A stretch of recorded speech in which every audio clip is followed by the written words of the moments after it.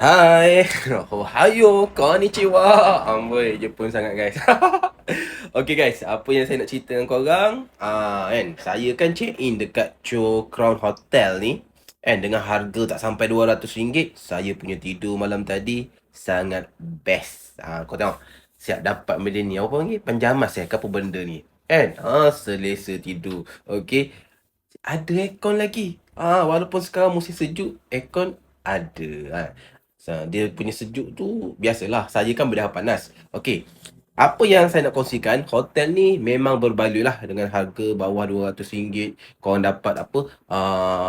Privacy bathroom kan, tak share nampak ni. Kan ada apa? Ada bathtub, ada TV, ada cermin nampak tu. Ada cermin kan.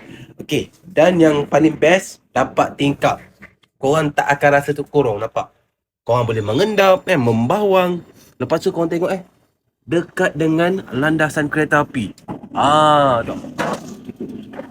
Orang boleh tengok. Orang dah mula pergi sekolah, pergi kerja. Wow, okey. Jadi siang dekat sini memang meriah lah dengan bunyi kereta api. Dia punya bandar ni. Memang best. Mana korang nak dapat kat Malaysia, korang tak dapat. Bilik dekat dengan landasan kereta api. Malam tidur okey sebab kereta api ni tak adalah sampai tengah malam. Memang selesa, memang berbaloi. Korang boleh datang check in dekat Cho Crown Hotel ni. Sangat-sangat berbaloi. Korang boleh booking dekat Agoda, korang carilah dekat booking ke Trivago ke, korang cari. Berbaloi, seriously. Memang best. Suhu sekarang lebih kurang kalau saya rasa dengan tangan saya ni, lebih kurang 13 darjah Celsius mungkin. Sebab saya kan berdah panas.